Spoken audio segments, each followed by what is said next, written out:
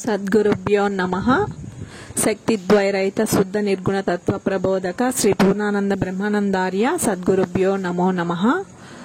Subject చతుర్విధ కృపలు. జై సద్గురు ప్రభు మహారాజుకు జై. సాక్షాత్ పరబ్రహ్మ తస్మై శ్రీ గురవే నమః. అక్షరాక్షరోపాధిరహిత సిద్ధాంతం పూర్ణబోధోపదేశిక శ్రీ అమలానంద వెంకట స్వామి రెడ్డార్య సద్గురుభ్యో నమో నమః. అస్మద్గురు సమారంభం కృష్ణ సాంధీప మధ్యమం ఓంకారపీఠ పర్యంతం వందే గురు పరంపరం. ద్వయాత్మరహిత సిద్ధాంతం పరమ పురుష ప్రబోధక శ్రీ వివేకానంద శుభయార్య సద్గురుభ్యో నమో నమః.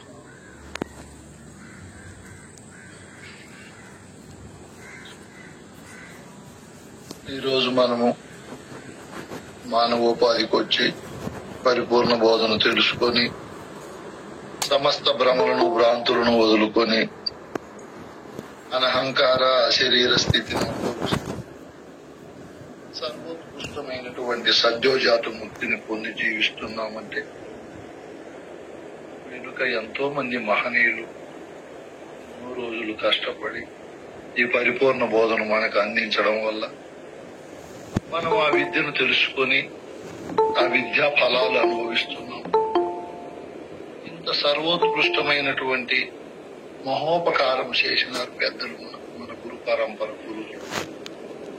అటువంటి ప్రతి ఒక్కరి దివ్యమూర్తిత్వమునకు ద్వాదశ సాష్టాంగ దండ ప్రణామములు అర్పిస్తూ, ఎందుకంటే మనం ఎంత ప్రజ్ఞావంతులమైన, ఎంత విద్యను అభ్యసించి సర్వుల చేత కీర్తిని పొందినా మనము మన గురుభక్తి అనే పునాదిపైనే ఈ బోధ అనే మహాభవనాన్ని నిర్మించుకోవాల్సిందే. కానీ నేననే అహంకార స్వరూపాన్ని దాల్చి నేనే ప్రధాన కర్తననో, ప్రధాన ఉపన్యాసకుననో, ప్రధాన రచయితననో తన స్వరూపములో ఆ అహంభావాన్ని స్ఫురించుకోకుండా ఇదంతా కూడా పెద్దల దివ్య ప్రసాదము, నేను నిమిత్త మాత్రుడనని మనమంతా అనహంకారులమై అంతా గురు కృపేననే భావనతో, గురువు ఇచ్చినటువంటి ప్రసాదం అనే భావనతో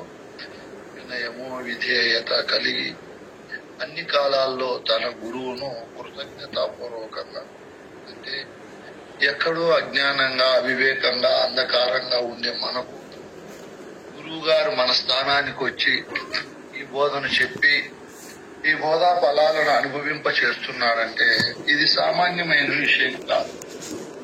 దీన్ని బాగా సింహావలోకనం చేసి మనం ఎప్పుడు అన్ని కాలాలలో గురువుని మనం ప్రధానంగా స్మరించుకోవాలి. ప్రధానంగా ఆయనకి హృదయ స్థానంలో ప్రముఖ స్థానాన్ని ఇచ్చి తాను భక్తునిగా, సద్గురు వాక్య సేవకునిగా మనం ఉండాలి. ఎందుకంటే పెద్దలు అంత గొప్ప ఉపకారం చేశారు. మనం ఎంతో కష్టపడి ఈ రోజుల్లో మనం భార్య పిల్లలతో గృహస్థాశ్రమంలో ఉంటూ ఈ బోధన తెలుసుకొని తరిస్తున్నాము అంటే ఏ కష్టము చేయకుండా కఠినమైనటువంటి భావజాలాన్ని అర్థం చేసుకోలేక వేదాంతం అనే విషయంలో ఏమేమో పనికిరాని సాధనలు చేయకుండా సూటిగా హృదయానికి అతుక్కునే పద్ధతిలో మనం విని ధరిస్తున్నామంటే ఇదంతా కూడా సద్గురు ప్రసాదం అనుకోవాలి. మనం దీంట్లో అన్యదా భావన చేసుకోకుండా అదంతా కూడా ఆ మహనీయులు ఇచ్చినటువంటిదేననే భావనతో కృతజ్ఞులమై మనం ఉండాలని దగ్గరికి వచ్చాము. ఎందుకంటే అక్కడ కొంచెం వింటే బోధ స్థితి మనకు, బోధ ఫలితము మనకు లభించదని క్రమంగా అంశాల మాదిరి నేర్చుకుంటే ఈ బోధ హృదయంలో నిలబడి అనహంకారులమై మన పెద్దలు ఏ విద్యా ఫలాలు అనుభవించారో మనం కూడా అవి అనుభవిస్తాము. అందుకే అనంత కాలము విద్య అనే దాన్ని అధ్యయనము చేయాలి గురువుల సన్నిధానములో సద్గ్రంథ పఠనం ద్వారా. ఎందుకంటే విశాలమైనటువంటి ఈ వేద సమూహంలో, ఈ వేదాంశాలలో మనకొచ్చేది చాలా అల్పము. అధికమైనటువంటి విద్యను పొంది అధికమైన విద్యా ప్రయోజనాన్ని అన్ని కాలాలలో పొందాలి అంటే మనము అధికంగానే విద్యను అభ్యసించాలి. ఉన్నది పరిపూర్ణము, లేనిది ఎరుక అని పిల్లల మాదిరి పాఠాలు నేర్చుకొని అందరి ఫలితాన్ని అనుభవించకుండా కేవలం మామూలు అమాయకులు, మామూలు అవిద్యావంతుల వలె ఉండడం మంచిది కాదని మన పెద్దలు ఇవన్నీ కూడా మనకు ప్రసాద రూపంలో అందించారు. మనం ఎంతో ఓర్పుతో, సహనముతో ఈ విద్యను అభ్యాసం చేయాలి. అందుకు మనకు మన పెద్దలు చక్కటి అంశాలను మనం అభ్యాసం చేసేకి మనకు రూపొందించారు. ఒక దీక్షితీయం గాని, కందార్థాలు గాని, కంద పద్యాలు గాని, భద్రాద్రి రామశతకము, ఇటువంటివన్నీ ఒక సోపాన క్రమంలో మనకు మన తెలివి ఉత్సాహపడుతూ ముందు ముందు ఇంకా ఏముందు అనే ఆత్రతతో అధ్యయనం చేసేకి అద్భుతమైనటువంటి క్రమంలో కూర్చిపెట్టారు మన పెద్దలు.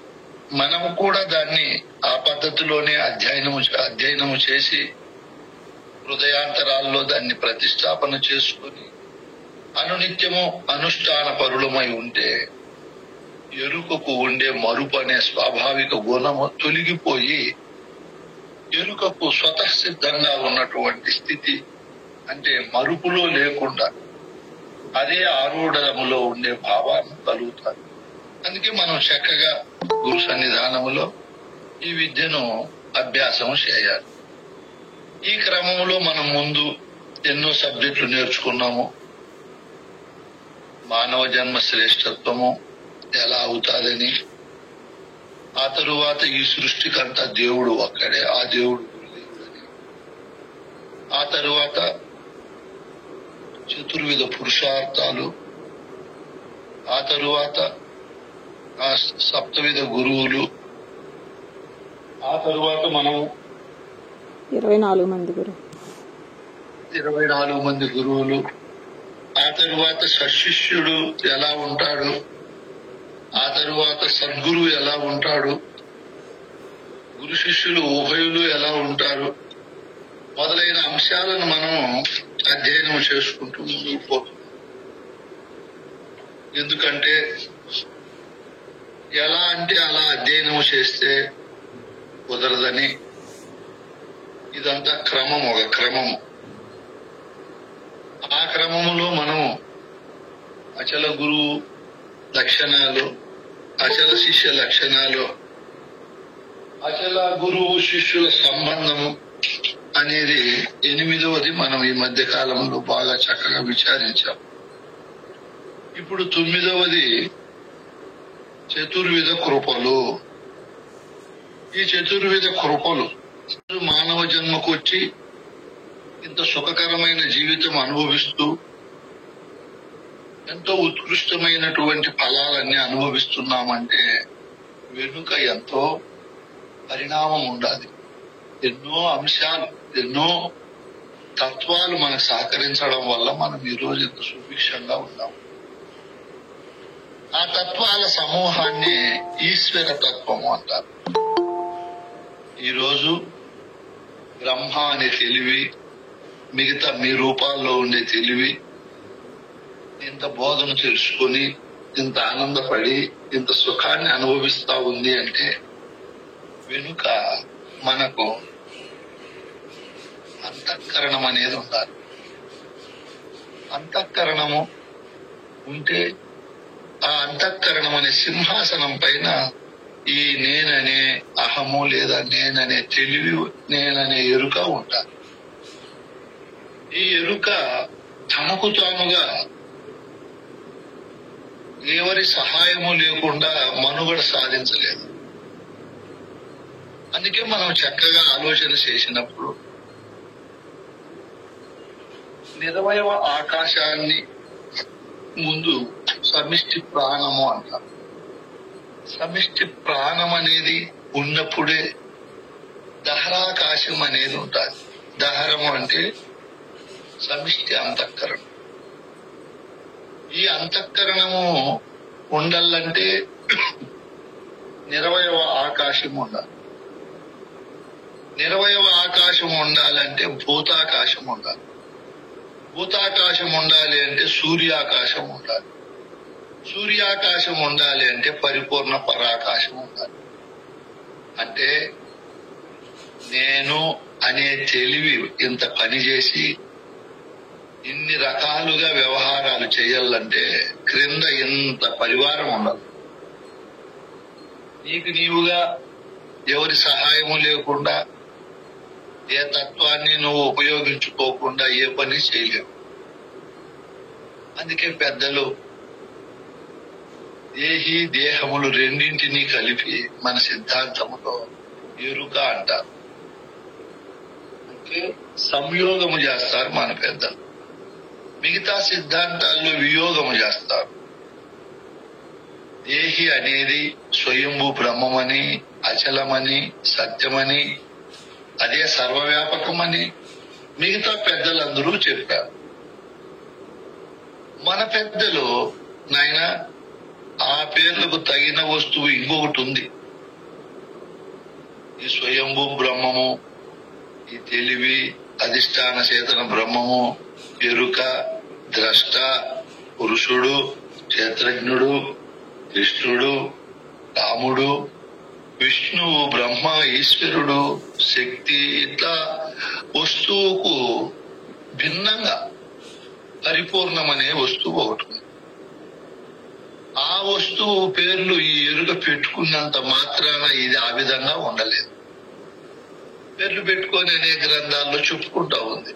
తనను తాను సత్యమని, తనకు తాను స్వయంభూ బ్రహ్మమని, తానే సనాతనమని, తానే సత్య జ్ఞానం అనంతమని, ఇట్లా ఎన్నో పేర్లు, గొప్ప గొప్ప పేర్లు పెట్టుకొని నేననే నాకు జనన మరణాలు లేవని, ఈ ఘటంలో ఉండే నేను ఈ ఘటం పోతే మఠంలో ఉండే దాంట్లో కలిసిపోతానని, నేనే సనాతనమని, ఇట్లా తనకు ఎన్నో పేర్లు ఆపాదించుకున్నది, పెట్టుకునింది. అదే పెట్టుకునింది. పేర్లకు తగినట్లు ఉంటుంది, అది ఉండలేదు. విచారణ, యథార్థ విచారణ జ్ఞానము లేకపోవడం వల్ల ఆ విధంగా కల్పించుకున్నది. యథార్థ విచారణ జ్ఞానం ఉన్నప్పుడు ఓహో తను ఎరుకలు రెండు ఒక్కటే, రెండు వేరని కొందరు అంటారు. ఆ మాటలు మనం వినకూడదు. అంతటా కలది ఎరుకని ఎంతో వాదింపుచుందురు ఎరుగని వారు. అంతటా ఇంతటా అగుపడు అంతటిదే గాని ఎరుక అంతటా కలదా? అది నిజమైతే అగుపడవలదా? అంతటా కలదొక్క అచలమే కాని ఎరుకను అంతటా కలదా అని అనరాదు. ఎవరన్నా చెప్పితే వినరాదు, లేదా ఎవరన్నా చెప్పిండేది విని మనం అనరాదు. మనము కూడా స్వాభావికంగా మనకు తెలివి ఉంది కదా, ఆలోచన చేయాలి. అట్లా మన పెద్దలు ఆలోచన చేసి ఈ ఎరుక అనేది ఇంత పరివేష్టితమైన సమూహాన్ని కలిగి ఉన్న ప్రాణం ఉండాలన్నా పంచభూత ప్రపంచం ఉండాలి. ఆ పంచభూత ప్రపంచంలో ఉండే ముడి పదార్థాలన్నింటినీ కూర్చుకొని ఇట్లా దేహం అనే దేవాలయం ఏర్పడతారు. ఈ దేహం అనే దేవాలయం ఏర్పడిన తరువాత పంచభూతాలతోనే పొత్తు పెట్టుకొని ఉండాలి. దీనికి రోజు భూమి నుంచి ఆహారము, నీటి నుంచి జలము, అగ్ని నుంచి తేజోమయము, గాలి నుంచి ప్రాణవాయువు, ఆకాశము నుంచి అంతఃకరణంలో ఉండే ఈ సమూహము, ఇవన్నీ కూడా పని చేయాలంటే ఎప్పుడు బ్రహ్మాండముతో ఈ పిండాండం పొత్తు పెట్టుకొని ఉండాలి, సంయోగమై ఉండాలి. వీటన్నింటినీ మనం బాగా గమనిస్తే ఆ ఈశ్వర తత్వము అంటే ఏది? మొత్తం విశ్వాన్ని అంతా కలిపి ఈశ్వర తత్వము అంటారు. పరిపూర్ణాన్ని కాక పరిపూర్ణములో ఉన్నటువంటి సూర్యాకాశము, భూతాకాశము, నిరవయవ ఆకాశము, దహరాకాశము, ఈ చిదాకాశము లేదా జ్ఞానాకాశం లేదా పరాకాశం, వీటికే ఇన్ని పేర్లు. ఈ నేననే తెలివికి ఈ నేననే తెలివి ఉండాలంటే ఇంత వెనక పరివారం ఉంటారు. అంతటిని కలిపి ఈశ్వరత్వము అంటారు. ఈ ఈశ్వర కృప ఉంటేనే మనం అందరము ఏర్పడతాం, లేకపోతే ఏర్పడం. ఈ రోజు మనం ఈ విధంగా శరీరధారులమై కుటుంబంతో వ్యవహరిస్తూ ఈ ప్రకృతిని అంతా అనుభవిస్తూ ఈ పరిపూర్ణ బోధను తెలుసుకొని పరిపూర్ణ బోధ స్థితిని పొందుతున్నాము అంటే వెనుక ఇదంతా కూడా ఉండాలి. ఆ ఈశ్వర స్వరూపములో తల్లి ఉంది, తండ్రి ఉన్నాడు, మరియు బంధుబాంధవులు అందరూ ఉన్నారు, ప్రకృతి అంతా ఉంది. వీటంతటినీ కలిపి ఈశ్వర స్వరూపం అంటారు. నీవు ఈ రోజు ఎంత షోడశి కళా స్వరూపంగా షోడశి కళలతో ప్రకాశిస్తూ సమస్తాన్ని తెలుసుకుంటూ ఈ విధంగా అన్ని ఈ సృష్టిలోని అన్నిటికంటే గొప్ప చిదాకాశ స్వరూపం. అన్ని ఉన్నాయి సృష్టిలో. సూర్యుడు ఉన్నాడు, కేవలం ఒకే ఆకాశంతో ఉన్నాడు.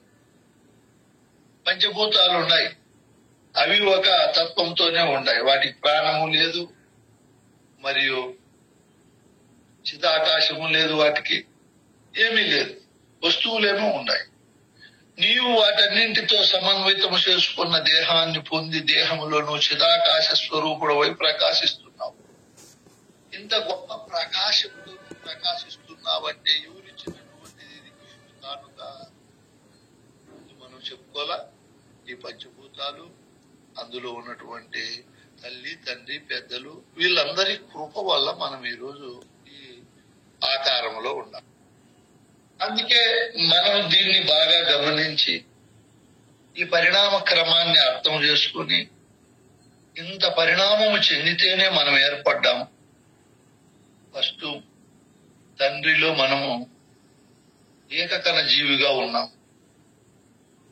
ఆ తండ్రి తిన్నటువంటి ఆహారము అనేక అంశాలుగా మారి అందులో వీర్యము తయారవడము, అందులో మనము ఒక బీజ స్వరూపంగా అక్కడ ప్రారంభించి పరమాణు రూపకంగా తల్లి గర్భంలోకి ప్రవేశించి అక్కడ 9 నెలలు ఉండి సంపూర్ణ రూపముతో మనం అక్కడ మన ఆకారాన్ని మార్చుకుని బయటకు వస్తాం. ఇంత సవ్యంగా, దివ్యంగా, భవ్యంగా అనేక రకాల వ్యవహారాలతో మనం ముందుకు వచ్చాము అంటే ఎవరు కృప? ఇదంతా ఈశ్వర కృప. చూడండి, ఈశ్వరుడు అంటే ఎవరు? తల్లి, తండ్రి, పంచభూతములు, సూర్యుడు, పరిపూర్ణము, వీటన్నింటినీ మనకు అవకాశం ఇస్తున్నాయి కాబట్టి మనం చెప్పుకుంటున్నాం. మన పరిపూర్ణాన్ని కూడా స్వామి ఈశ్వరుడు అంటున్నాడు అని మీరు అనుకోకూడదు. ఇవన్నీ ఉంటేనే నీవు ఈ రోజు తిరుగుతున్నావు, మాట్లాడుతున్నావు, అన్ని తెలుసు. చూడు, ఎంత ఎనుక ఇంత క్రియ జరగాలి, కర్మ జరగాలి. ఇంత కర్మ జరిగి మనం మానవ జన్మకు వచ్చి దీన్ని ఇంత విచారించి అబ్బా ఇది ఒక అద్భుతం, ఇది మహా అద్భుతం. ఏదో మనం వేరే అద్భుతాలు చూసి ఆశ్చర్యపడతాం. అక్కడ గుడి బలి కట్టారు, ఇక్కడ ప్రకృతి బలి బాగుంది, అక్కడ స్వామి ఏమో మహత్తులు చూపాడు అని. అవి కాదు అద్భుతాలు, ఇదే గొప్ప అద్భుతం. చూడండి, ఈ యంత్రాన్ని నడిపే పరమాత్మతో మనం కలిసి వ్యవహరిస్తున్నాం. ఇటువంటి యంత్రం, ప్రత్యుత్పత్తి చేసే యంత్రం, అన్ని అర్థం చేసుకునే యంత్రము, ఎంత గొప్ప యంత్రమో ఈ దేహము. ఈ దేహములో ఉండే మహానుభావుడు ఆ దివ్య మంగళ స్వరూపుడైన దేవుడు ఇంకెంత గొప్పవాడు. ఇట్లా జన్మకు మనం వచ్చినామంటే ఈశ్వర కృప వల్లే వచ్చాం. దీన్ని మనం అర్థం చేసుకొని అది మరవకుండా ఎప్పుడు ఆనందంగా ఉండాలి. ఆనందో బ్రహ్మముచ్చతి. ఆహా, ఏం అద్భుతం ఇది! నేను అనుకున్నానా? మా తల్లిదండ్రులు అనుకున్నారా? ఎవరైనా అనుకోని పంపించారా నన్ను ఇంత ఉత్తమమైన మానవ జన్మం? కాదు కదా. ఆహా, ఆ గురుతత్వములో ఇది ఒక గొప్పదైనటువంటి సంఘటన, గొప్పదైనటువంటి క్రియ. నేను ఈ రోజు ఈ విధంగా మానవోపాధితో ఉన్నాను అంటే వెనుక ఎంత కృప నా పైన ఉంది అని మనం బాగా చక్కగా అవగాహన చేసుకోవాలి. అదే మనం ఒక నల్లి, బల్లి, పిల్లి, కుక్క, నక్క, సింహము, గాడిద, ఏనుగు జన్మలకు పోయింటే అది ఎట్లుండు? అట్లా పోకుండా ఈ విధంగా వచ్చినామంటే ఇది ఒక అద్భుతం, మహా. దీన్ని మనం బాగా గురించి గమనము చేసుకొని ఆలోచన చేసుకుంటా ఉంటే అర్థమవుతాది. ఓహో, ఇటువంటి ఈశ్వర తత్వాన్ని మనం అర్థం చేసుకొని తల్లిని బాగా ప్రేమించాలి. ఈశ్వర స్వరూపములు ఇవన్నీ కూడా బాగా, తండ్రిని బాగా గౌరవించాలి. తండ్రి మాట ప్రకారం జీవితాన్ని ముందుకు తీసుకొని పోవాలి. భార్యను బాగా ప్రేమించాలి. ఇదంతా ఈశ్వరత్వం. ఇదంతా కూడా ఈశ్వర స్వరూపం, సమిష్టి తత్వం. దాని కృప వల్లే నేను ఈ రోజు ఈ విధంగా ఉండానని, ప్రకృతిని పాడు చేయకుండా పర్యావరణాన్ని పరిరక్షిస్తూ అంతా ఈశ్వర స్వరూపమే. భూమి, జలము, అగ్ని, వాయువు, ఆకాశము, నదులు, పీఠభూములు, పర్వతాలు, మొక్కలు, మైదానాలు, నీకు సహాయపడే ఈ సృష్టి అంతా కూడా, పక్షి, జంతువు, మానవుడు అందరూ కూడా ఈశ్వర స్వరూపం. ఆ కృప వల్లే నేను ఈ రోజు ఇంత అందంగా, ఆనందంగా, సర్వోత్కృష్టంగా ఉన్నానని చెప్పి ఈ ఈశ్వర తత్వముతో వచ్చినటువంటి మానవోపాధిని అర్థం చేసుకొని తాను బాధపడకుండా, తాను ఎవరిని బాధ పెట్టకుండా, తాను ఎవరిని ద్వేషించకుండా, తాను ఎవరి చేత ద్వేషింపబడకుండా, తాను ఎవరిని దుఃఖ పెట్టకుండా, తాను ఎవరి చేత దుఃఖపడకుండా అన్ని కాలాలలో ఈ ఈశ్వర తత్వం యొక్క గొప్పతనాన్ని గుర్తించి అందులో మమేకమై నువ్వు సర్వము ఈశ్వర స్వరూపమైన భావనతో ఇది ఒక అద్భుతమైనటువంటి భావన, ఆలోచన. ఎట్లంటే అట్లా వచ్చినాంలే అని ఈ కొంచెం పొట్ట కోసం చేయరాని పనులన్నీ చేస్తూ ఇంత గొప్ప మానవోపాధికి వచ్చిన దుర్మార్గమైన గుణాలతో, పశుపక్షాదుల కంటే హీనంగా రాక్షస తత్వముతో, దుర్మార్గ తత్వముతో ఈ జీవితాన్ని దుర్వినియోగం చేసుకోకూడదు. ఒక సెకండ్ కూడా ఇప్పుడు కామాది, క్రోధాది గుణాలతో అల్లాడకుండా అంత ఈశ్వర తత్వాన్ని మనం అర్థం చేసుకున్నాం కాబట్టి దీని భాగములో మనం మమేకమై ఎప్పుడు ఆనందంగా, భూమి ఎలా ఉంటుంది, జలం ఎలా ఉంటుంది, అనహంకారంగా ఉంటాయి, వాటితో మనం లబ్ధి పొందుతున్నాం. మనము కూడా అహము లేకుండా, నేనని దీర్ఘము తీయకుండా, ఇదంతా ఈశ్వర కృప వల్ల వచ్చిండేదేనని. ఎవరన్నా మనకు మేలు చేస్తే మనం ఎట్లా వాళ్ళను మర్చిపోమో, మేలు చేసిన వాళ్ళని ఎప్పుడు తలంపులో పెట్టుకుంటామో, తల్లిని, తండ్రిని, స్నేహితులను, బంధు బాంధవులను, మనకు మేలు చేసిన వారిని. ఇప్పుడు గురువు చెప్పాడు, అయినా నీకు నువ్వుగా ఏం పని చేయలేవురా, ఇదిగో ఈ ఈశ్వర తత్వం అంతా కూడా నీకు కరుణించి నీకు సహకరిస్తేనే నువ్వు ఈ మనుగడ సాధించగలుగుతున్నావు బిడ్డ. కాబట్టి అంతటినీ ప్రేమించు. ఆ కృప నీ పైన ఎలా ఉందో నువ్వు ఈ రోజు గాలి పీల్చుకుంటూ, నీళ్లు తాగుతూ, ఆహార పదార్థాలు తింటూ, అనేక విలాసమైన జీవన విధానాన్ని గడపడానికి ఈ సృష్టి ఏ విధంగా నీకు సహకరిస్తావు.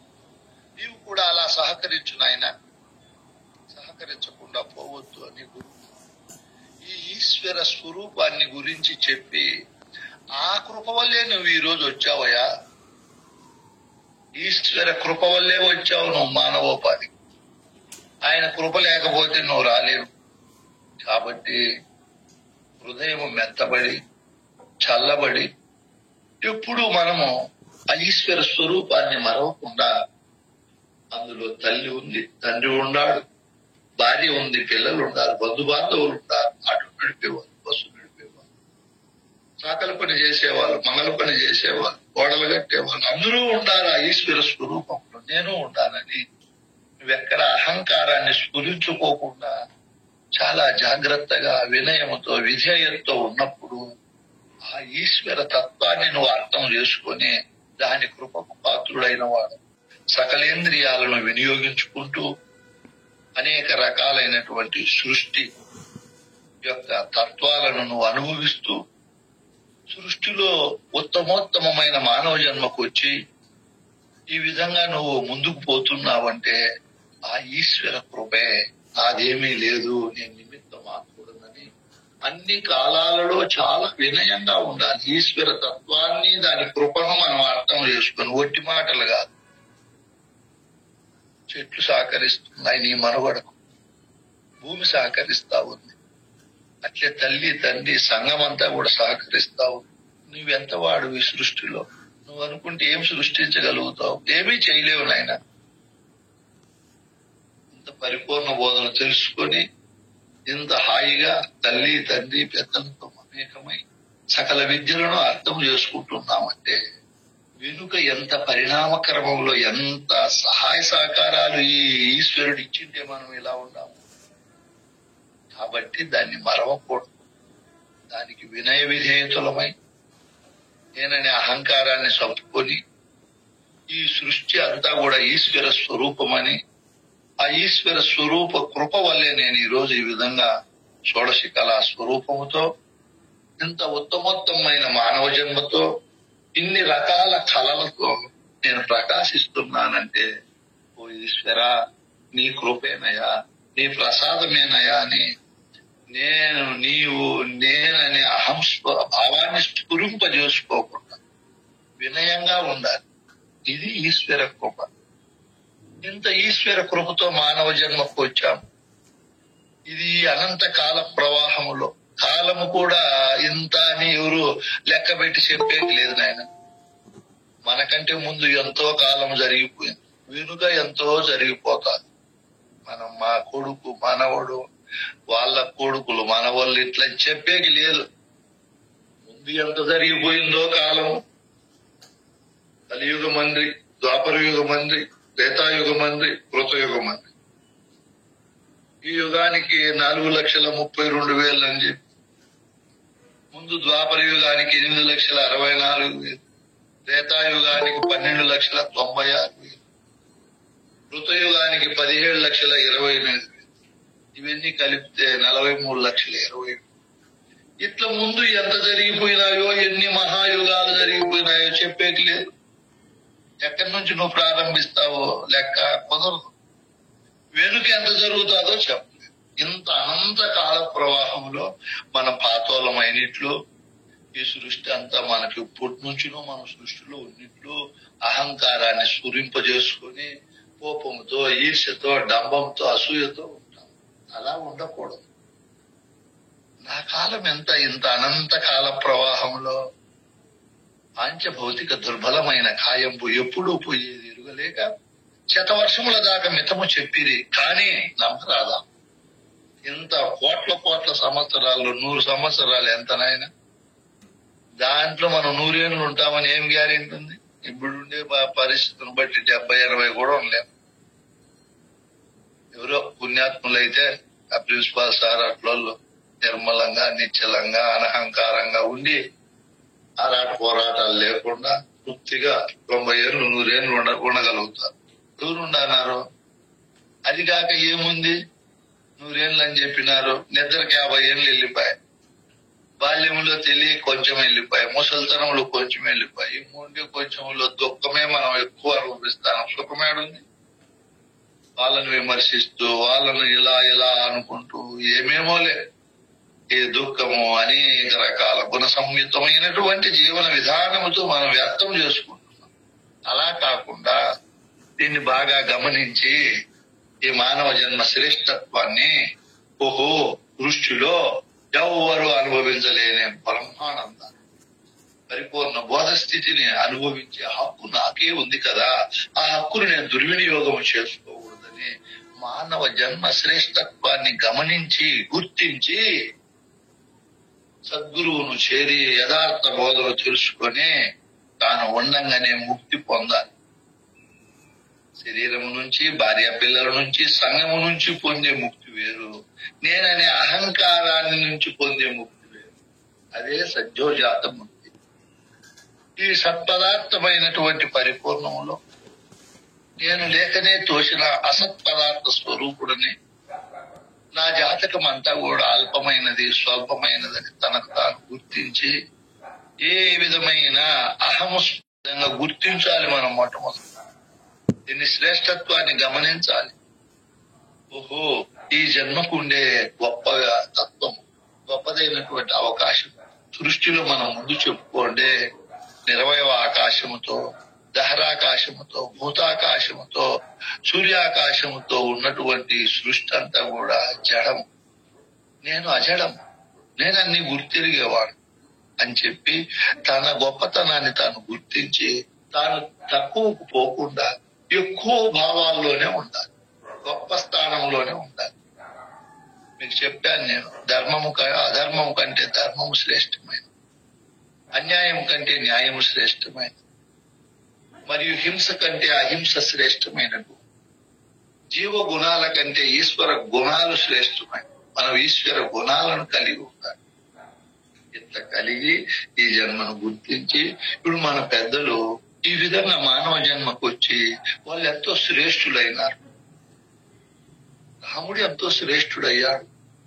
వశిష్ఠుడి దగ్గర జ్ఞాన వాసిష్టము, యోగ వాసిష్టము బోధ విని, మరియు శివరామ దీక్షితులు వాళ్ళ గురువు శ్రీధరుల దగ్గర పరిపూర్ణ బోధన విని శ్రేష్ఠుడయ్యాడు. శ్రీకృష్ణ పరమాత్మ సాందీపుని దగ్గర ద్వాదశాక్షరి, షోడశాక్షరి మంత్రాలను బాగా విచారించి మంత్రాది దేవతలను దర్శించి ఆయన గురు కృపకు పాత్రుడై శ్రేష్ఠుడయ్యాడు. తాను పొందిన శ్రేష్ఠ బోధను అర్జునునికి భగవద్గీత, ఉత్తర గీతలు తెలియజేసి ఆయన శ్రేష్టత్వం పొందినాడు. ఇటువంటి శ్రేష్టమైన శాస్త్రాలున్నాయి. మానవోపాధికి వచ్చి సెల్ ఫోన్ ముందు పెట్టుకొని ఆ సీరియళ్లు, సినిమాలు చూస్తూ ఇంత ఉత్కృష్టమైనటువంటి కాలాన్ని, జీవన విధాన ప్రవాహాన్ని వాటికి మళ్లించకూడదు. అవన్నీ తాత్కాలికమైన, నశ్వరమైన. మానవుడు వాటిని అందులో ప్రవేశించే తత్వం మానవుంది కాదని, దుర్గుణాలకు, దురాచారాలకు, దుష్ట సంకల్పాలకు, దుష్టులతో వ్యవహారాలకు దూరంగా ఉంటూ అతి జాగరూకుడై ఈ పెద్దలు మన గిఫ్ట్ గా ఇచ్చారు శాస్త్రాలు. ఎన్ని ఇచ్చినారు చూడండి.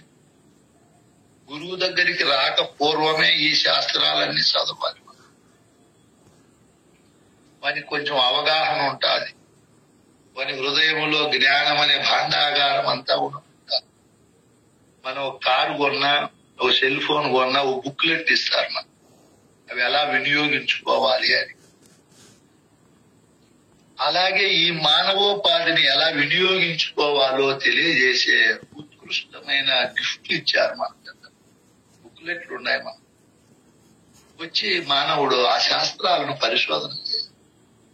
ఈ ప్రపంచంలోని హైందవ జాతి చాలా గొప్పది. అద్భుతమైన గిఫ్ట్లు కలిగిన పుస్తకాలు ఉన్నాయి. అతిశయోక్తులు కాకుండా యథార్థాన్ని బోధించే గ్రంథశాలమంతా హైందవులు. ఇంత గొప్ప హైందవ సంస్కృతి సాంప్రదాయములు మనం పుట్టి దీన్ని అర్థం చేసుకోకుండా కేవలం మూఢనమ్మకాలు, మూఢ విశ్వాసాలతో మతం అని ఎప్పుడు అనేక రకాల కించరితత్వ గుణాలతో దేవుణ్ణి అవి ఇవి అడుక్కునే భావజాలంతో పోతున్నాం. అలా పోకూడదు. మనం శాస్త్రం ఏం చెప్పింది? మహా ఋషి గొప్పవాడైన వ్యాసుడు ఏం చెప్పాడు? వేదాలలో, ఉపనిషత్తులు ఏం చెప్పాడు? బ్రహ్మసూత్రాలు ఏం చెప్పాడు? భగవద్గీతలు ఏం చెప్పాడు? భాగవతంలో ఏం చెప్పాడు? మనం అవన్నీ తీసుకొని చదవాలి. నాయన శాస్త్రాలను బాగా చదివితే వాటి కృప మన హృదయాంతరాల్లో ప్రవేశిస్తాం. ఇంత మానవోపాధికి వచ్చి మీరు వెనక్కి చూసుకోండి, ఎంత టైం వేస్ట్ చేసినారో. నేను చూసుకుంటా వెనుకకు. నేను మీకంటే కొంచెం మేలు.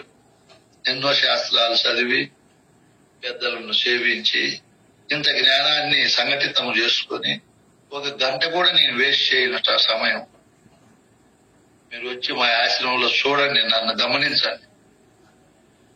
ఏదో ఒక ఈ ప్రకృతి ఈశ్వర స్వరూపము కదా అని అనేక మొక్కలు నాటడం, వాటిని నీళ్లు పెట్టడం, ఎక్కడన్నా అడవులు కాలేదప్పుడు నాకు బాధ, ఎంత బాధ అయిపోతుంది. ఈ మానవులు స్వార్థానికి ఎన్ని ప్రాణులను, ఎన్ని మొక్కలను నాశనం చేస్తారన్నారు. మంచి దేశాధ్యక్షుడు మంచివాడై ఉండాలి. రాజు ఇవన్నీ కంట్రోల్ చేసి మానవులను ఉత్తేజపరిచి నిస్వార్థంగా పరిపాలన చేసే మహనీయులు ఉండాలి. ఇప్పుడు మనం చేసుకునే పుణ్యఫలం చాలా గొప్పది కాబట్టి మన భారతదేశాన్ని పరిపాలించే మోడీ గారు, యోగి గారు ఇటువంటి ఉత్తమ జాతికి చెందిన మహనీయులు, నిస్వార్థపరు, దేశ శ్రేయస్సును, దేశాభివృద్ధిని కోరుకునే మహనీయులు ఉండాలి. వాళ్ళకి మనం సహకరించాలి. ప్రకాశించాలి అంటే మనము మన శాస్త్రాలను బాగా చదవాలి, మన బంధువుల చేత చదివించాలి.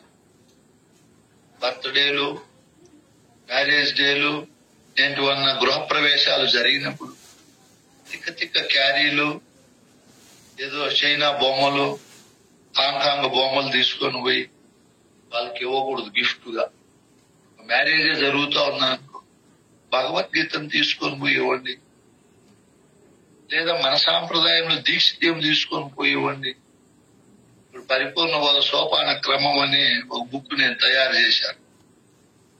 అది ఎంత గురుబిడ్డ కారణంలో కూడా అర్థమైంది.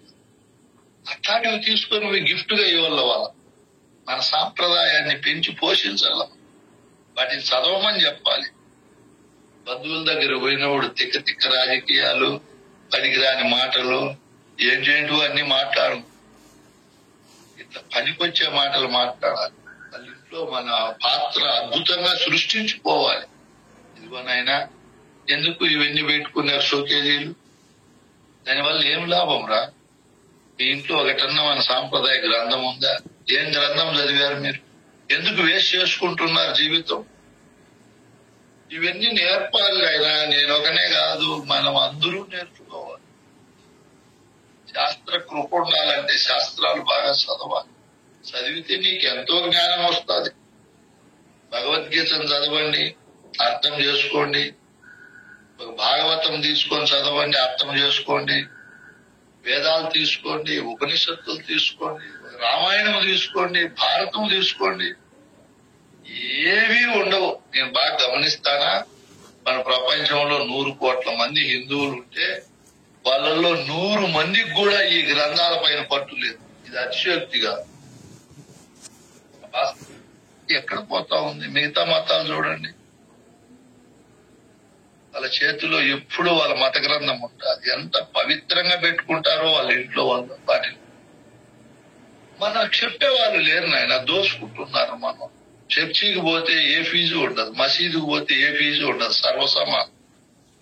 మనం దేవాలయానికి పోవాలంటే బయట బ్యాగులు పెట్టే కాడ నుంచి చెప్పులు పెట్టే బోధిస్తున్నాయి. మధ్యలో కొంతమంది స్వార్థపరులు వచ్చి ఇవన్నీ విభజన చేశారు. మనం ముఖ్యంగా శాస్త్రాలు చాలా చదవాలి. ఎంతో ప్రభావితం చూపుతాయి మన పైన. అవి ఎంతో జ్ఞాన భాండాగారాన్ని కురిపిస్తాయి. మనకుండే అజ్ఞానము, అవివేకము, అంధకారము ఇవన్నీ కూడా తొలగిపోతాయి. ఈ శాస్త్రాలు చదివినప్పుడు శాస్త్రాలు చెప్తాయి, నాయన శాస్త్రములో ఉండే భావజాలం అంతా నీకు అర్థం కావాలి అంటే దాన్ని ప్రత్యక్షంగా ఎరిగినటువంటి గురువు కృప కావాలి.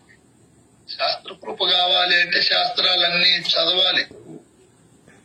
నీకెంతో విజ్ఞానం వస్తుంది, మేధాతనం వస్తుంది, బహుముఖ ప్రజ్ఞాతత్వం వస్తుంది. అజ్ఞాన, అవివేక, అంధకార, అవిద్యా స్వరూపాలన్నీ నశించిపోతాయి. ఎంతో ప్రకాశిస్తాం. మన పెద్దలైన మహనీయులు అంబేద్కర్ గారు, వివేకానంద స్వామి, మోక్షగుండం విశ్వేశ్వరయ్య, వివేకానందుడు, ఇటువంటి ఉత్కృష్టమైన మహనీయులు నిరంతరము సద్గ్రంథాలను పఠనం చేసే మా నాకు బోధ చెప్పింది గురువు సుబ్బరాయన్ ఆయన. మొదటి గురువు మా అమలానంద వెంకటస్వామిరెడ్డి స్వామి. మా ఇంట్లో 2 బీరవాళ్ళు ఉంటే మొత్తం అన్ని ఈ గ్రంథాలే పెట్టినాడు మా నాయన. నేను సుబ్బరాయుడు స్వామి ఇంటికి పోయి ఫస్ట్ చూస్తే ఎన్ని గ్రంథాలు ఉన్నాయో. వాళ్ళు ఒక్క నిమిషం కూడా వేస్ట్ చేయకుండా ఇన్ని శాస్త్రాలను అధ్యయనం చేశారంటే చూడండి. మీరు ఒక్క బుక్ అన్నా ఫస్ట్ నుంచి లాస్ట్ వరకు చదివిన వాళ్ళు ఉన్నారా ఈ జూమ్ లో? రామాయణం గాని, భారతం గాని, భాగవతం గాని, భగవద్గీత గాని, పోనీ మన సాంప్రదాయంలో ఉండే కందార్థాలు గాని, కందపద్యాలు గాని మనసు పెట్టి ఫస్ట్ నుంచి లాస్ట్ వరకు చదివిన వాళ్ళే లేరు. గురుస్థానంలో ఉండే వాళ్ళకి చాలా మంది దీక్ష ఏమంటేనే తెలియదు. మేమంతా దీక్షితేమో 30-40 సార్లు చదివినాం. మేము ఆ బోధ చెప్తా ఉంటే ఏ బోధ రానోళ్ళు మమ్మల్ని విమర్శిస్తున్నారు కొంతమంది. స్వామి వానము చూడండి, విచార సాగరము చూడండి, పెద్దలు ఎన్నో రాసి పెట్టారు. మన దగ్గర ఒక్క గ్రంథం ఉండదు, మీ ఇళ్లలో ఏంది ఉండదు. చెప్పుకుంటూ పోతే అనంతకాలం చెప్పేకుంటా. మీరు సూక్ష్మ ప్రజ్ఞావంతులు, విశేషమైన గురుకృపా కటాక్ష పరులు కాబట్టి గురువు ఒకటి చెప్తే మీరు 10గా దాన్ని డెవలప్ చేసుకొని, అవును కదా మనం శాస్త్రాలు చదవాలి కదా, ఊరికైనా వ్యర్థంగా సెల్ ఫోన్ చూడడము, సీరియల్ సినిమాలు ఎన్నేళ్లు చూస్తే అయిపోతాయి, ఏం లాభము? ఏది నిన్ను కూర్చోబెట్టి అడుగుతా, ఎన్నేళ్లు సీరియల్ చూసావు, సెల్ చూసావు? నేను నా కొడుకు కూడా చెప్పాను, ఏం లాభం నాయనా, దానివల్ల ఏం తెలుసుకున్నా 1 నిమిషం చెప్పుకొని అడిగాను. ఒక్క నిమిషమే ఎక్కువ వద్దు, తెలుస్తారు. ఏం తెలుసుకుంటారు దానివల్ల? ఏమిలా చూడడము మన కాలంలో దుర్వినియోగం. కళ్ళు పోతాయి, టెన్షన్ పడి అనేక జబ్బులు వస్తాయి. నేను బాగా మీ మేలు కోరి చెప్పడం, ఆ పనులు చేస్తే ఆయుష్ తగ్గిపోతుంది. సద్గ్రంథాలు చదవండి, ఆయుష్ పెరుగుతుంది, ఆరోగ్యం బ్రహ్మాండంగా ఉంటుంది, ధైర్యం ఉంటుంది, ఉత్సాహం ఉంటుంది. ఆ తేజస్సే వేరుగా ఉంటుంది. నాయన శాస్త్ర కృప మన పైన ఉండాలి. ఒక్క శాస్త్రమన్నా చదివే వాళ్ళు ఉంటారా? ఎప్పుడూ కాలం దుర్వినియోగమే, వేస్ట్ గా తిరగడము, వేస్ట్ గా మాట్లాడడము, మానవ జన్మను అంతా వృధాగా గడిపేస్తున్నారు. చూస్తే బాధ అవుతుంది. ఎంత చెప్తావు? ఎప్పుడు వాళ్ళను వీళ్ళను విమర్శించుకోవడము, పరుల శుద్ధులు ఎత్తుకోవడము, ఎగతాళిగా మాట్లాడుకోవడం, ఈ విధంగా కాలం అంతా దుర్వినియోగం. తన కోసమన్నా ఖర్చు పెట్టుకోడు. చెప్పాడు భాగవత కృష్ణ ప్రభు, మనసెంతో మంచిదనుకుంటే దీని మర్మమిప్పుడే తెలుసుకుంటే, నా మాటలే శంభు వినదు, ఒకనాడైన శ్రీరామయనదు. బట్ట బయటనే తిరుగుచుండు, దీని గుట్టు ఎవరికి తెలియకుండు. రామ మనసెంతో మంచిదనుకుంటే, ఈ మనసు అనేది తనకు అవసరమైనవే చింతించదు. ఆలోచన పాయ్ పాయ్ పాయ్ ప్రపంచంలోనే తిరుగు. ఏముందిరా మనసా ప్రపంచం? మనసుకు మనమే నేర్పాలి. ఏముందని తిరుగుతావు? ఏముంది? అంతా పనికిరాందే కదా. పనికిరాని దాంట్లోకి పోయి ఇంత ఈశ్వర కృపతో వచ్చే మానవ జన్మను వృధాగా చేసుకుంటావా? వద్దు నాయనా అని మనకు మనమే చెప్పుకోవాలప్ప. గురువు ఎన్నాళ్ళని చెప్తాడు, ఎంతని చెప్తాడు, తిరగనీయకూడదు. తీసుకుంటే సద్గ్రంథమే తీసుకోవాలి. ఏం పని చేస్తావని అదే భావనతో అనే దాన్ని పెంచి పోషించుకోవాలి. నేను ఎక్కువ ఆ పనే చేస్తా ఉంటా. పుస్తకాలు చదవడము, స్కూల్ అయిపోతాను, ఇంటికి వచ్చి దాంట్లో పరిశోధన చేయడము, దాని నుంచి పోయేటప్పుడు కూడా సెల్ ఫోన్లు ఎవరెవరు పెద్దలు చెప్పింది బోధ వినడము, నా మనసుకు నేను చెప్పుకునే ఏముంది రా బయట సారము. శాస్త్రాలను అన్ని చదివి అందరి సారము మనం అర్థం చేసుకొని తరించాలంటే ఇప్పుడు గురుకృప లేకపోవడం. ఇది 3వది. గురువు అంటే ఈ సృష్టిలో ప్రకాశవంతుడు, గొప్పవాడు, అన్నిటికంటే పెద్దవాడు, విద్యాస్వరూపు. ఆయన కృపకు మనం పాత్రులు కావాలి అంటే చెప్పారు అనేక గ్రంథాల్లో. దీక్షితీయములో దీక్షితులు చెప్తాడు, నేను రచించిందే ఈ శాస్త్రములో ఉన్నటువంటి మర్మము, ధర్మము మీకు అర్థము కావాలి అంటే అశరీరుడైన గురువును చేరి ఉపదేశము తీసుకున్న వారికి నేను చెప్పే విషయములు ఆనిముత్యములు, విలువైన వజ్రములు. ఉపదేశము గురువును చేరి తీసుకోకుండా చదివినారనుకో ఈ గ్రంథము, నల్ల బుక్కులు చిల్లపోను పెంకుల వలె ఉంటాయి నాయన, విలువ లేకుండా ఉంటాయి అంటారు. అంటే కొన్ని శాస్త్రాలు మనకు అర్థం కావాలంటే గురుకృప ఉండాలి. గురువును చేరి గురువుకు తొలమనధనములు శాస్త్రోక్తంగా దారపోసి గురువుకు జీవిత పర్యంతము స్థాన అంగభావ ఆత్మసేవలు చేస్తూ ఆయన దగ్గర ఈ రహస్యాతి రహస్యమైనటువంటి విషయాలు మనం తెలుసుకోవాలి. చెప్పారు పెద్దలు. ఎరుక తనకు తావిడిపోదు, ఎరుకను విడిపించలేరు ఎవ్వరు ధాత్రిం.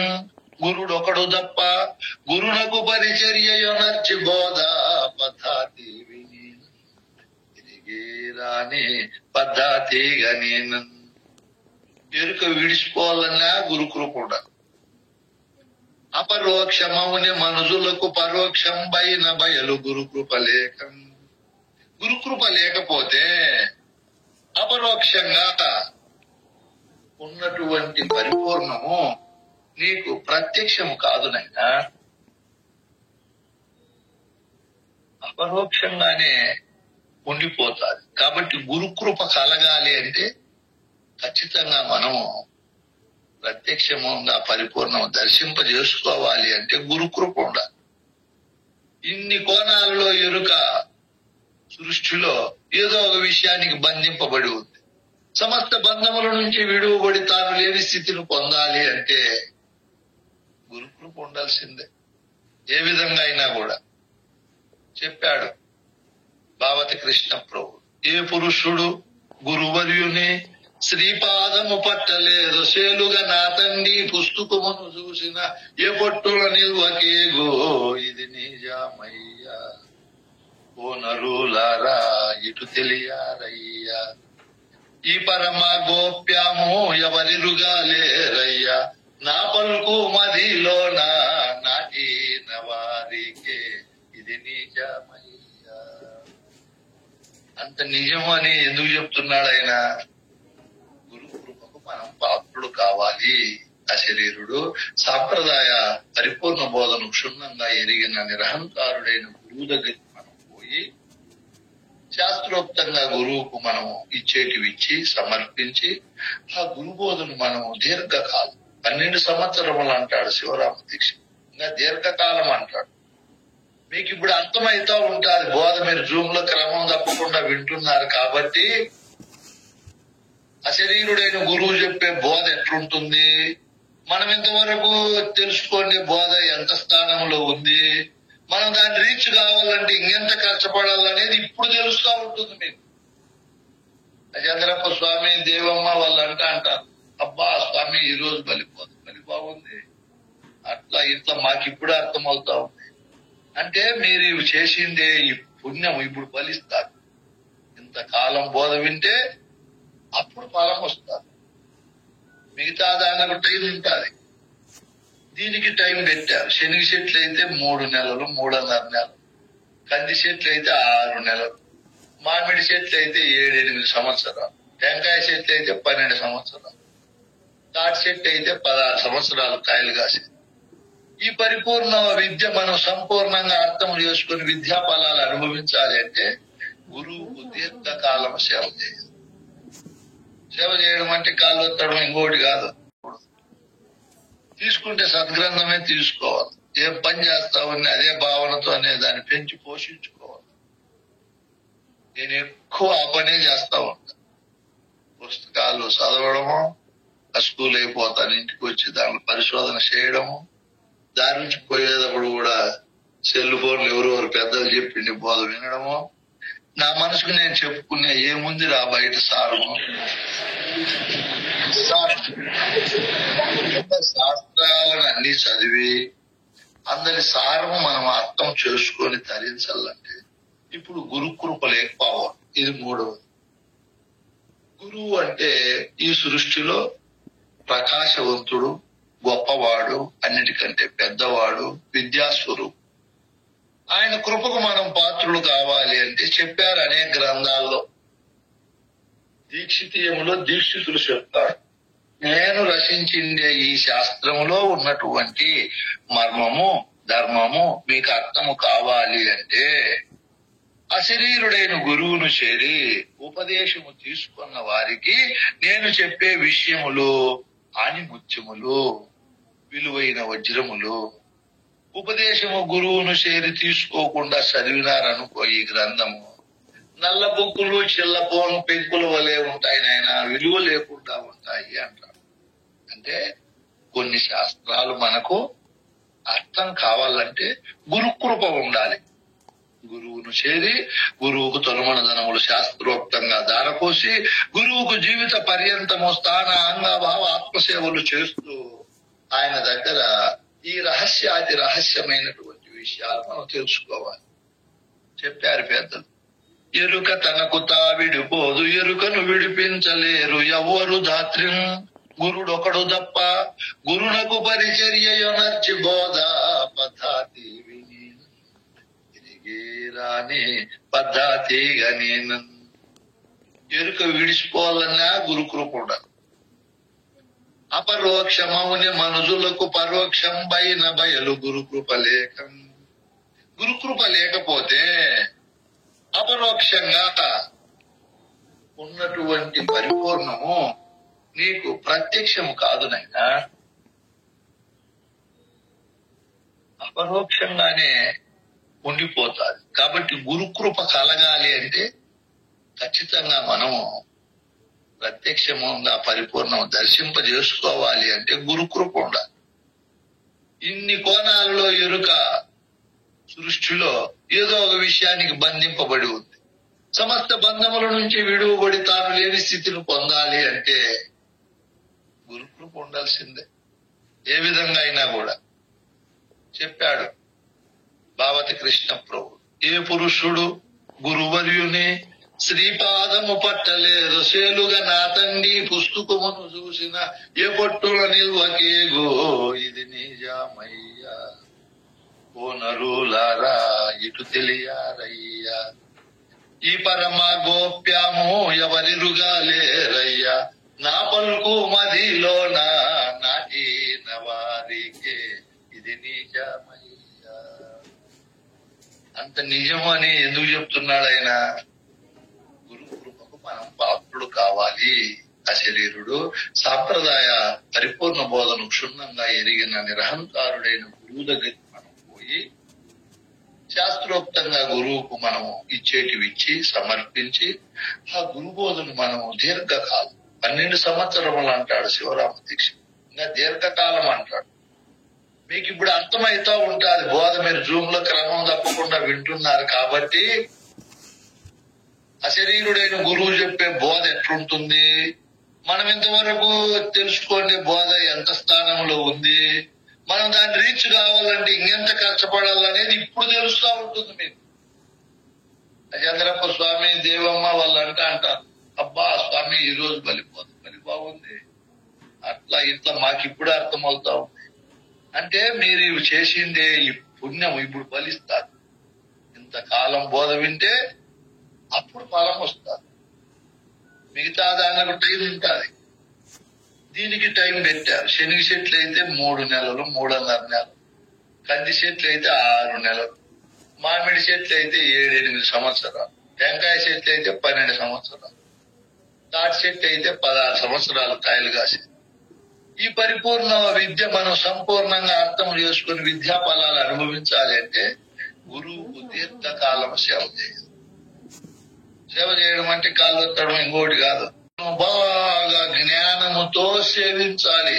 చలనము లేని జ్ఞానముతో, చంచలము లేని జ్ఞానముతో, భ్రాంతి లేని జ్ఞానముతో, ఉత్సాహమైన జ్ఞానముతో, అతి అద్భుతము అని ఇంకా ఇంకా అని నిరంతరము చకోరక పక్షులు చంద్రకిరణాలకు, శాఖక పక్షులు సూర్యకిరణాలకు, లేత లేత యుగుళ్లకు కోయిలలో, మందారములో ఉండే మకరందానికి తేనెటీగలు, పాల కోసము పిల్లలు తల్లుల కోసం ఎదురు చూసినట్టు, అతి దరిద్రుని ద్రవ్యం కోసం ఎదురు చూసినట్టు మనం కూడా నిరంతరము గురువాక్యానికి ఎదురు చూడాలి. ఆ గురువాక్యాన్ని బాగా సేవించాలి.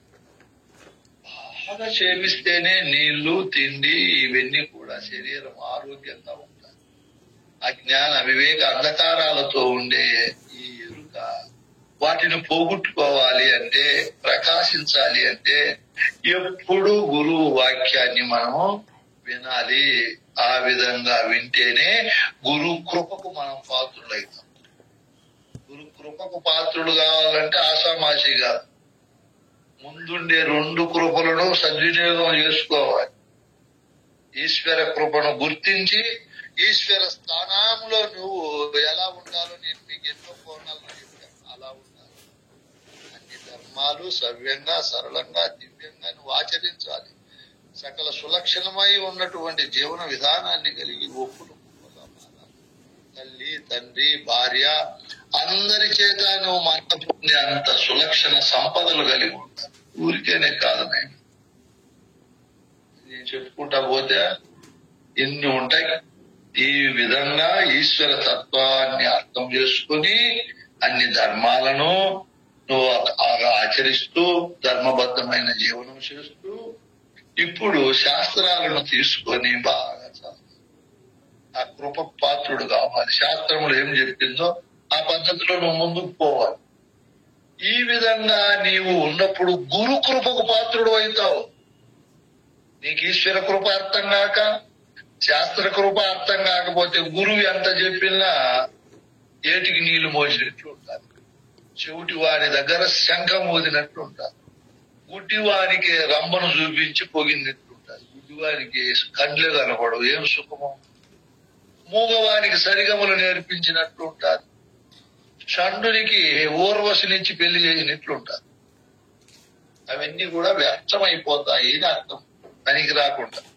అట్ట నీకు ఈశ్వర తత్వం అంటే ఏమో దాని కృపకు నువ్వు పాత్రుడు కాకుండా, శాస్త్రం అంటే ఏమో తెలియకుండా దాని కృపకు నువ్వు పాత్రుడు కాకుండా గురు కృపకు పాత్రుడు కావాలంటే ఎవరూ కాలేదు. ఇది అసాధ్యం. ఆ రెండు కృపలను సవ్యంగా నువ్వు పోషిస్తూ గురువు దగ్గర ఉన్నప్పుడు గురువు చెప్పే విద్య, ఆ రహస్యము, ఆ అద్భుతమైనటువంటి భావము నీకు బాగా అర్థమవుతుంది. అందుకే గురు కృపకు పాత్రుడు కావాలంటే పెద్దలు ఎన్నో కోణాల్లో చెప్పారు. మన భాగవత కృష్ణ ప్రభువులు కూడా సతి పొరుగురికి పోయిన పతి రాకడ కోరినట్లు భావములోను మతిమంతుడు సశిష్యుడు సతతము గురు రాక కోరు సత్యము వినరా వాణి తోటి సాటెవ్వారనరా. ఇతుని రాకడాను స్నేహితుడు కోరిన ఎట్లు అతి దరిద్రుడు ద్రవ్యతది రాగోరిన ఎట్లు. వీళ్ళు ఎట్లుంటారో అర్థం. నువ్వు గురు కృపకు పాత్రుడు కావాలంటే గురువును సాక్షాత్ పరమేశ్వర స్వరూపంగా భావిస్తూ విద్యా స్వరూపుడు, మంగళ స్వరూపుడు, నా కోసము అవతరించిన మహానుభావుడయ్యా గురువు. ఎన్ని కోట్లు ఇస్తే దొరుకుతుంది విద్య. ఆయన అచల మనస్కుడు, నేనేమీ తెలియని వాడిని, నా కోసం ఇన్ని కోణాలు చెప్తున్నాడేమో. నా కోసం కాక ఎవరి కోసం అవతరించాడు గురువు అని చెప్పి అంత అఖండమైనటువంటి గురుభక్తి, విశేషమైన గురుభక్తి. ప్రహ్లాదుడు ఏ విధంగా విష్ణు భక్తుడైనాడో, నారదుడు ఏ విధంగా నారాయణ మంత్రోపాసుడైనాడో, అంబరీషుడు ఏ విధంగా ఓం నమ శివాయ షడాక్షరి ఈశ్వర మంత్ర స్వరూపాన్ని నిరంతరము ధ్యానించి స్మరించాడో, ఎల్లవేళలా భాగవత కృష్ణ ప్రభువులు గురుభక్తితో ఏ విధంగా ఈ విద్యను అర్థం చేసుకొని తరించి మన కోసం గ్రంథాలు రచించాడో, మనం కూడా గురు కృపకు పాత్రులము కావాలి అంటే గురువును అంత గొప్ప స్థానంలో పెట్టుకొని గురువు ఆజ్ఞను మనం మేరకుండా గురువు చెప్పినట్టు నడుచుకుంటూ. నువ్వేం చెప్తావు? నీకేమొస్తుంది చెప్పేకి? గురువే నాతో పలికిస్తున్నాడు అంతా గురు కృప అని చెప్పండి నాయన అన్నప్పుడు మీరు చెప్పేకి సాహసించల్లా. చెప్పంగా మీ హృదయ కవాటము బ్రహ్మాండంగా వికసిస్తుంది నాయన. ముందే చెప్పాను కదా ఒక రోజు, మనల్ని మనం తగ్గించుకోకూడదు, మనల్ని మనం తక్కువ భావనతో ఎప్పుడు చూసుకోకూడదు. నేను ఎందుకు చెయ్యలేనని గట్టి ప్రయత్నం చేయాలి. చేస్తేనే మనం ముందుకు పోతాం. వాల్మీకి, వ్యాసుడు వీళ్ళందరూ కూడా, భర్తృహరి, తులసీదాసు వీళ్ళందరూ కూడా చాలా దుర్గుణ సంపన్నులు. ముందు గురువు చెప్పాడు, గురువాక్యానికి వాళ్ళు బద్దులయ్యారు, గొప్పవారైనా. మనము కూడా గురుకృప కలగాలి అంటే గురువు చెప్పింది బాగా వినాలి. చెప్పమన్నప్పుడు చెప్పాలి, ఏదో ఒకటి నోరు తెలిసి. విననేర్చి చెప్పనేర్చిన మనుషులకి ఈ బోధలోని మర్మం తెలుసు. ఈ విధంగా గురుకృపకు నువ్వు పాత్రుడు కావాలి అంటే శాస్త్రోక్తంగా గురువుకు తనుమనదనములు ధారపోసి గురువుకు శరణాగతుడై ఈ జనన మరణ ఘోర సంసార బాధను తప్పింపజేసుకోవాలనే ఒక ఏకైక లక్ష్యంతో నువ్వు గురువు దగ్గర శ్రద్ధగా ఈ బోధన విని ఏదైనా సంశయం ఉంటే గురువును బాగా వినయంగా అడగాలి, భక్తితో అడగాలి. సందేహాన్ని అట్లే మిగిలించుకోకూడదు. గురువు దగ్గర సిగ్గు, బిడియము, అహంకారము ఇవన్నీ కూడా నువ్వు ప్రదర్శించవు. ప్రదర్శిస్తే ప్రయోజనం ఉండదు. ఈ విధంగా గురు కృపకు పాత్రుడు కావాలి అంటే గురువు దగ్గర ఎంత విద్య ఉందో దాన్ని అంత క్రమంగా మనం అభ్యాసం చేయాలి, వినాలి. గురువు ఏ స్థితిని అయితే పొందినాడో మనము కూడా ఆయన కృప ద్వారా పొందగలం. ఇంత అందరం పొందాలని, పొందుతామని గట్టిగా మనం చెప్పుకుంటూ ఈ గురు కృపను గురించి కొంచెము, అంతఃకరణ కృప గురించి కొంచెము రేపు పూర్తిగా ఆ రెండు